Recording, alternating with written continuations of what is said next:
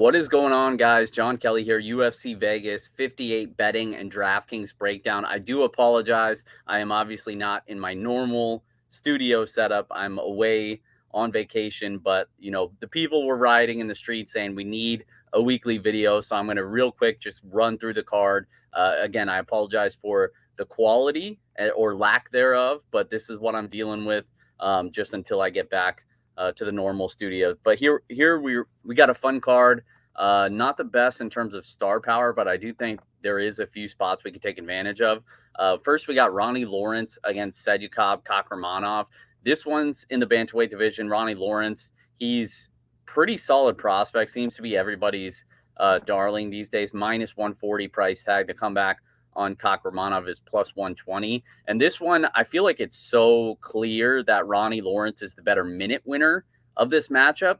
But he's also, a lot of people compare him to Merab Dvalishvili, myself included, in that he's got the high tempo, aggressive wrestling. He's going to land, a ton of takedowns. He's going to attempt even close to 20 takedowns if he needs to, and he has the cardio to do so. The problem is, just like Dvalishvili, is he does get reckless at times when he's pushing in for those takedowns. In the pocket, he's pretty open to be countered, stuff like that. We've seen him rocked as recently as his last fight against Mana Martinez in the third round. So it's not like he's fully bulletproof, and that's what's keeping me from going bigger on Ronnie Lawrence in this spot. So I played him at minus 130 for to win one unit.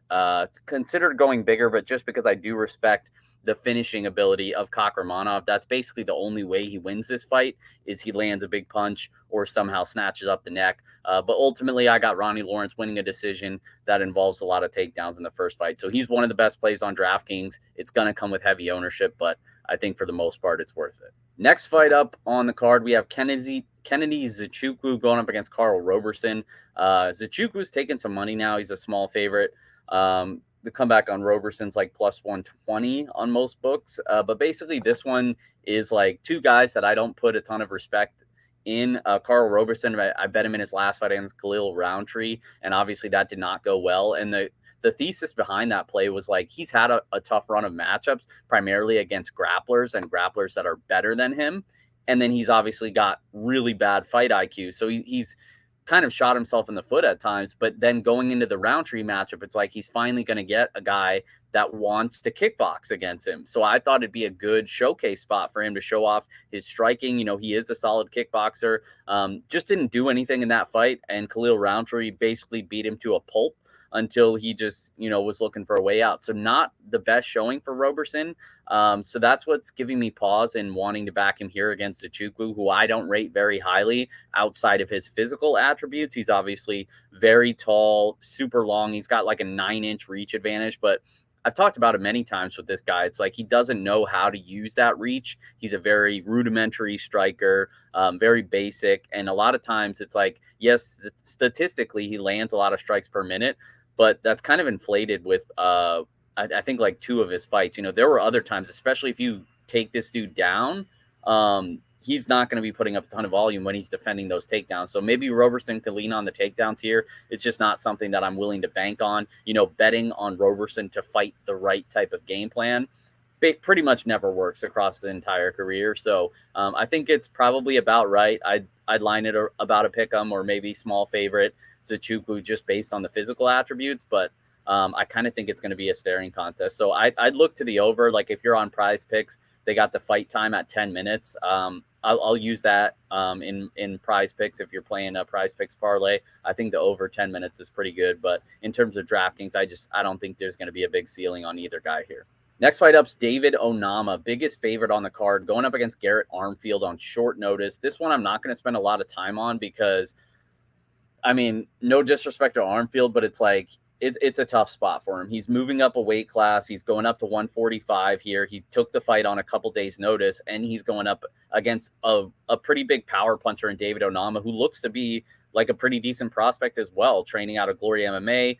Had a good showcase performance in his UFC debut against Mason Jones, gave a good account of himself that maybe not a lot of people were expecting him to. And then obviously got the first round knockout in his last fight. So he's a big power puncher. These guys actually fought like on the regional scene back in the day. Onama won, I believe, by decision. So yeah, I mean, no discrediting this guy Armfield. It's just that I'm going to look into him a lot more, or with a lot more seriousness, in his next matchup, because I don't think this is the spot for him. Most of his wins came against guys with a 500 or worse record on the regional scene. So he does have some finishes, but it's against mostly UPS workers and grocery store baggers. So I don't think he's going to be surprising anybody against David Onama here. So I got Onama by early knockout. He's obviously a pretty decent play on DraftKings, but he's the most expensive fighter on the slate. Next fight up is Treyshawn Gore going up against Cody Brundage. I do have a little bit of interest in Cody Brundage here. I haven't bet him yet. I'm definitely considering it, though. Treyshawn Gore, he looked good on the Ultimate Fighter prior to the injury. But also, it's like this guy's very inexperienced. Like, he's 4-1 in his career, like very inexperienced guy.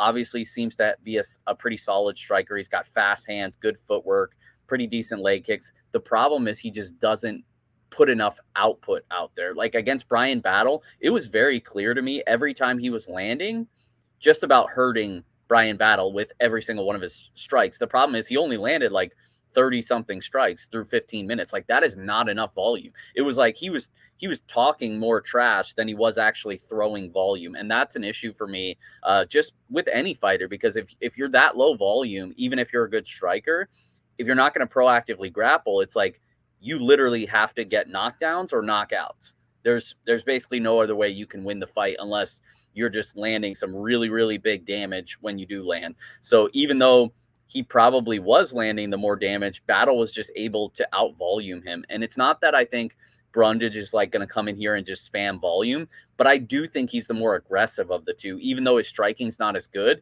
he's at least willing to throw. And obviously, coming from the collegiate wrestling background, I think he could take Treyshawn Gore down. And I still have questions about Treyshawn Gore's defensive grappling. Like, I'm not going to say that Brundage could like lay on him for 15 minutes, but I also am not ruling that out. I guess I'll put it that way. So I do think all the upsides on the Brundage side, just because he has all the grappling upside. And even if I think he's a worse striker, he's probably going to throw more volume. So outside of getting clipped and stung, I think he's probably the side here. Next fight up's Antonina Shevchenko against Courtney Casey. Shevchenko, the -170 favorite. The comeback on Courtney Casey is +145. And this one is straightforward because it's like, Antonina Shevchenko, how do you beat her? You know, every time she's lost, she's been taken down 3 times or more, like across her entire UFC career. So is Courtney Casey, being a black belt in jiu-jitsu, is she going to spam takedowns here? Because the problem is she's only landed 3 across 14 UFC fights. She averages less than half a takedown per 15 minutes. She basically never lands takedowns. Most of her submission victories come after she's taken down. She's willing to accept bottom position and fish for submissions off of her back. And I just don't think that's going to work here. Antonina, the way to beat her, like, her grappling's not completely terrible. She's terrible when she gets put flat on her back and she just doesn't know how to get up and gets dominated from better grapplers. I just have questions that Courtney Casey is going to be able to find that position against Antonina Shevchenko. In terms of the striking, which Casey's a pretty decent boxer. She loves to box. The problem is Shevchenko's a world-class kickboxing background. Like, I favor Shevchenko in the striking. I think Shevchenko could even land a takedown or two. So as long as she avoids that arm bar or a triangle off of Casey's back, then I think she gets the job done here. So -170, I think the price is about right on Shevchenko. I don't think either girl has a super high ceiling on DraftKings, so it's mostly a pass for me. Next fight up's Ricky Tertios going up against Amin Zahabi. Tertios, the big favorite at -190. The comeback on Zahabi is +160. A lot of Tertios love out there. I get it to a degree. Like, he's going to spam a ton of volume. That's the way that he fights. And basically, Amin Zahabi just doesn't throw any volume. You know, I knocked Treyshawn Gore for not having enough volume. And what's his name? Amin Zahabi's the same way, like even worse, probably. So Zahabi, yes, he does have power. He's able to find that kill shot. His last fight, he knocked out Draco Rodriguez in the first round. He is technically a black belt in Brazilian Jiu-Jitsu, but basically never looks to offensively grapple. So it's like he's another one of those guys that relies on big moments or a finish. And I do think Tertios is sloppy and reckless enough that he could get clipped. We've seen him knocked out on the regional scene before. So I'm not ruling that out completely. But outside of that, I think Tertios is very clearly the better round winner here. So Tertios by decision is the official pick. Better play, though, I think there's actually 2 looks Eamon Zahabi in finish only markets. And I mentioned this on the Club and Sub podcast with John Stargarian. If you haven't checked that out, we broke down the entire card from a betting perspective. It's linked on my Twitter, but you can find them on YouTube at Club and Sub podcast, I believe, or just search Club and Sub and it should come up. But ran through the whole card with him. We talked about this as well. It's like Zahabi, I would rate to be the better finisher. Clearly, I think that if there's a finish in this fight, it comes from the Eamon Zahabi side, not the Ricky Tertio side. So even though I think Tertios is better round winner, I think if we see some sort of finish, it comes from Zahabi. So you would want to target Zahabi in finish only markets. I know DraftKings has a plus 120. I wanted like a plus 130, plus 135, somewhere in there. I think some of the offshore books have that right now. So just keep an eye on it. I think more than likely that bet would push because I think it's going a full 15 minutes. But if a finish does materialize, I think it's on the Zahabi side.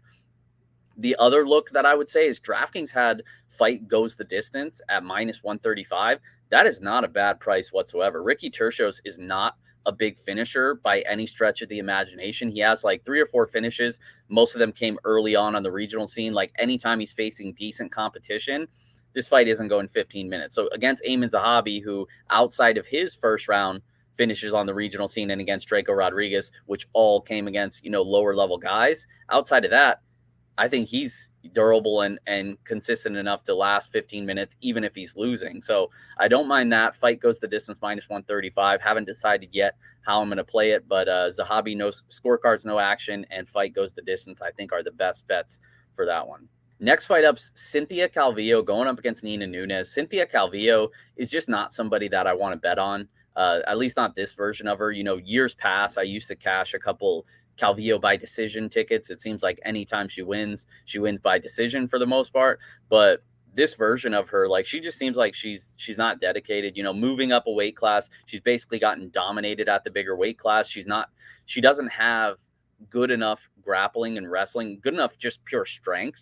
to be able to wrestle at this division, in my opinion. So that's why we've seen her not go to her wrestling as much like she was able to do at the lower weight division. And so she's just relying on her boxing, which is okay, but she's not good enough to just be a one-dimensional boxer against almost anybody in this division, and certainly not against Nina Nunes, who is a pretty damn good kickboxer. I know she got subbed by Mackenzie Dern. She took some time off for the pregnancy, but she looks to be in good shape on Instagram.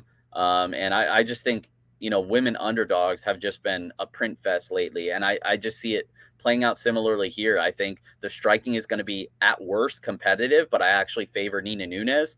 And I don't think Cynthia Calvillo has the strength to get her down. Nunes, outside of the Mackenzie Dern fight, she's not been easy to take down. So I just think Nunes has the more strength. She has probably similar volume and just the overall better striker. So I think the upside lies on the Nunes side.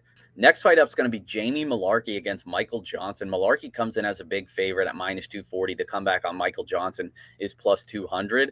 And this one should be a banger. Michael Johnson, obviously not somebody that you want to trust because he's very good at losing fights that he should win.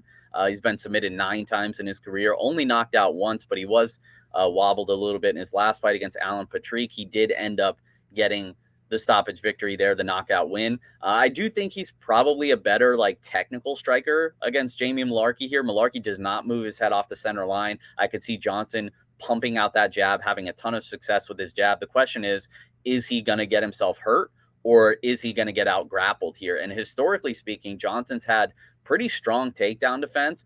The problem is I think it may have regressed a little bit here lately. Clay Guida got him down 3 times, I believe. He wasn't really able to hold him down a whole lot. But I don't know. I think Jamie Mullarkey is aggressive enough. He can mix in the takedowns. That's what we like about Jamie Mullarkey, but we like that usually as an underdog. We like him because he's going to bite the mouthpiece, go to war on the feet, mix in the takedowns. He's going to keep coming and not give up. And we like those attributes. The problem is I don't like those attributes at minus 240, especially when he's been knocked out 3 times in his career and he's been in multiple wars So I think Michael Johnson has upside here. I don't know if I have the cojones to bet Michael Johnson, but the price is right. I mean, plus 200. I feel like you can't be super wrong in a fight that I just think is going to be a war either way, where somebody loses by knockout. And it's not like Malarkey has great durability either. So I just want to put that out there. I know we're expecting Malarkey to get the finish, but wouldn't be the craziest thing if Michael Johnson got the finish either. Next fight up is Jared Vandura versus Chase Sherman. Vandura, big favorite. A lot of Jared Vandura love out there. And I get it. Like, nobody wants to back Chase Sherman. He's basically, like, historically a first round fighter for the most part. And it seems like he doesn't really have the same type of power that he used to. And it's not like he was ever like a super big power puncher, but I do think, he's certainly lost a little bit in that department. And against Jared Vandura, who at the very least we know is going to be able to go all out until he either gets finished or if you can just dominate him in the grappling.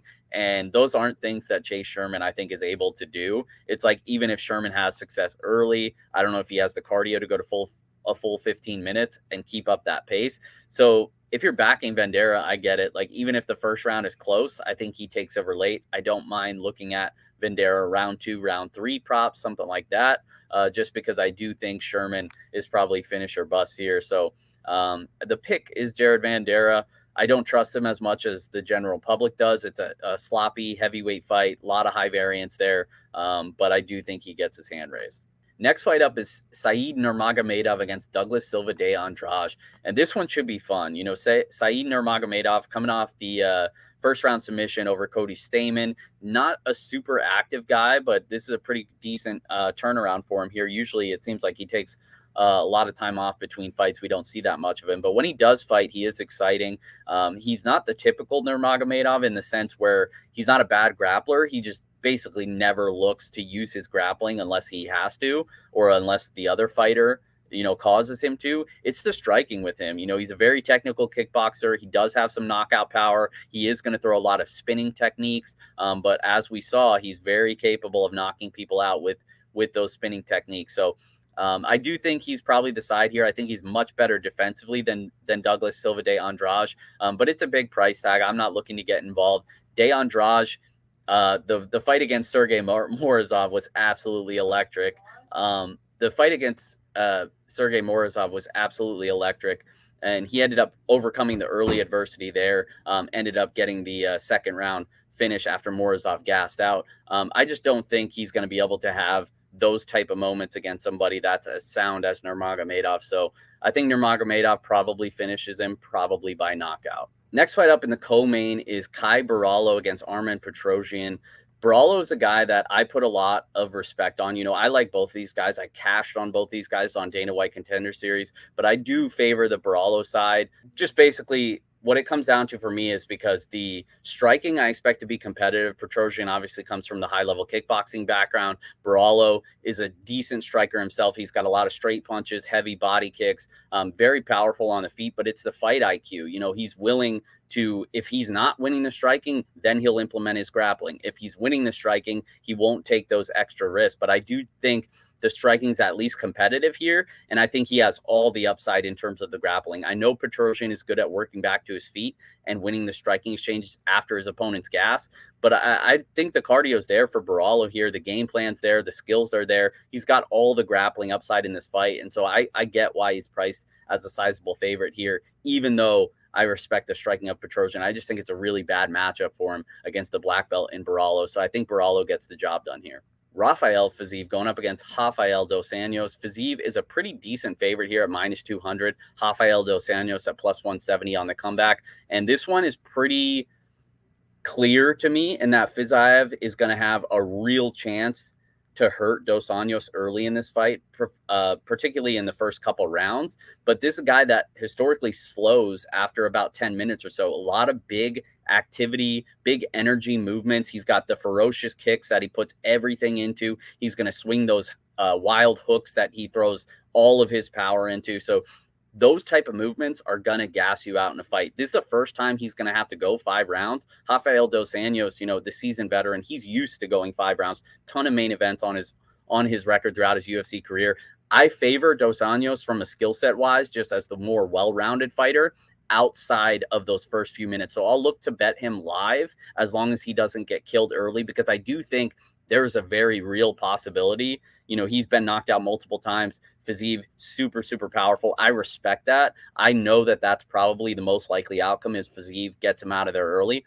But as this fight goes on, I really favor Rafael dos Anjos in those championship rounds, especially if he can start implementing his grappling once Fiziev gets tired and is unable to defend those takedowns. But my favorite bet in this fight is under 4.5 at plus 132. I played it for a unit on FanDuel. I'm going to look to add before Saturday. But I just really think we see a finish here. It covers the Fiziev early knockout angle, but also I'm not sleeping on the finishing ability of Dos Anjos. He's a much better grappler in this fight. If we see Fiziev start to gas out, I think Dos Anjos could get him out of there and potentially submit him on the mat as well. So favorite bet is the under 4.5. But I do think Dos Anjos has a decent amount of value on the money line as well. I'll just personally look for a live entry after round 1 or round 2, depending on how things are going there. So that's it, guys. 12 fights. Pretty fun slate on DraftKings. Couple betting spots, like I said. Again, I do apologize for the quality of this video, but I wanted to get something out there for you guys, for my loyal listeners. Appreciate you guys. Love you guys. Like that. Hit the like button. Hit that subscribe button. And I'll see you next week.